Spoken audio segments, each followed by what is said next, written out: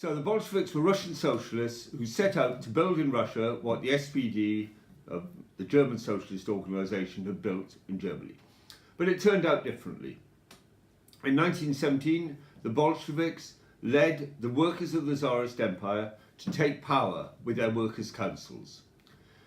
In 1918, in Germany, there were workers' councils of the same sort formed, and the majority of the SPD set out to persuade those workers' councils to defer to the existing bourgeois state and gradually to dismantle themselves, to leave the bourgeoisie in power. There was a very important left wing which came out of the SPD which fought for the power of the workers' councils, but the majority of it set about controlling the working class struggle rather than developing it. What made the difference? Very often the story you get is, well, the German SPD was an easygoing, loose party, and the Bolsheviks were different because they were very tightly organised, very disciplined. This is equated with the Bolsheviks having a system which they call democratic centralism. This isn't quite how it really happened. Certainly the Bolsheviks had the name democratic centralism for the way they organised. But they got that from the SPD. In fact, they got it from the SPD via their more moderate opponents in the Russian socialist movement, the Mensheviks, who were the first people to coin this term, democratic centralism. And all it meant to the SPD, to the Bolsheviks, to the Mensheviks, was you work to operate as a coherent collective, you work out your policy by democratic debate, and then you all go and do it. Doesn't necessarily mean you all agree. If you disagree, you have a right to say you disagree, but in action, you all work together. That's what it meant to all of them. And that's fine, that's good. It isn't even that the Bolsheviks were able to enforce, to manage the centralist bit of that, the all acting together bit, necessarily in a more efficient way than the SPD. And why weren't they able to do that? Because they operated under conditions of illegality. Under conditions where if the comrades in Vladivostok were doing something that the leadership didn't like, the leadership couldn't send them an email expelling them or anything. The leadership had to try and find a courier who would go to Vladivostok and say, well, comrades, this doesn't quite look right to us. Then you had to wait for a courier to come back with a reply, then you could reply again, and so on. They had material limitations on how tightly they could organise.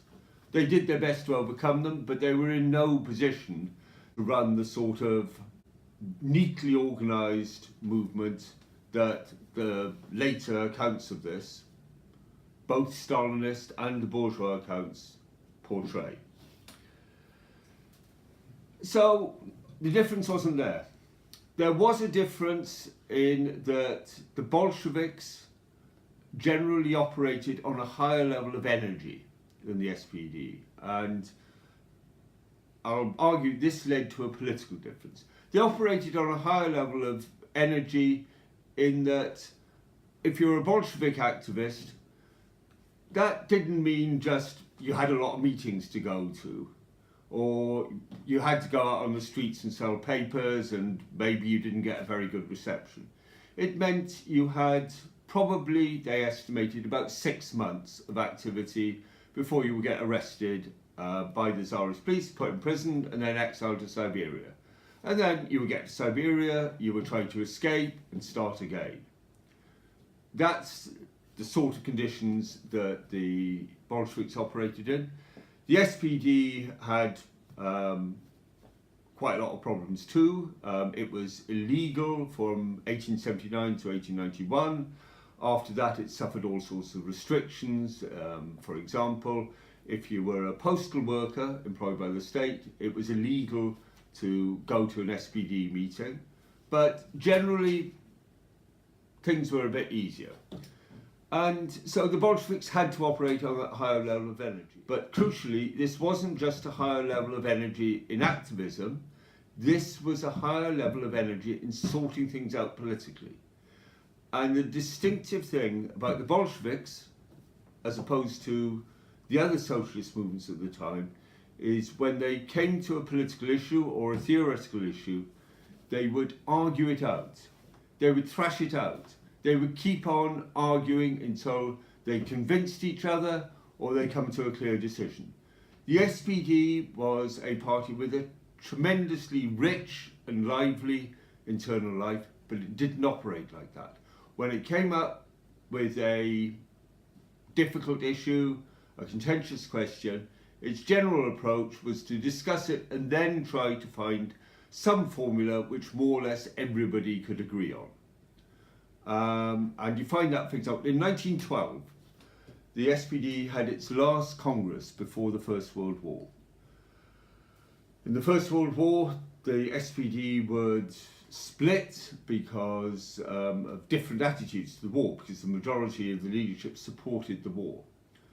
And that was the coming to the crunch of a debate which had been going on in the SPD for a long time.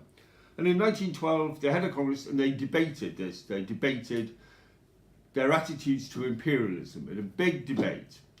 And you can read the debate, it's a very rich debate, it's a very lively debate, but at the end of it, the mover of the left-wing resolution says, well, the mover says, look, we have this consensus resolution we can agree to for the moment, and well, comrades, I'm sure that in time the debate will allow us to clarify this further, and the movement will go on.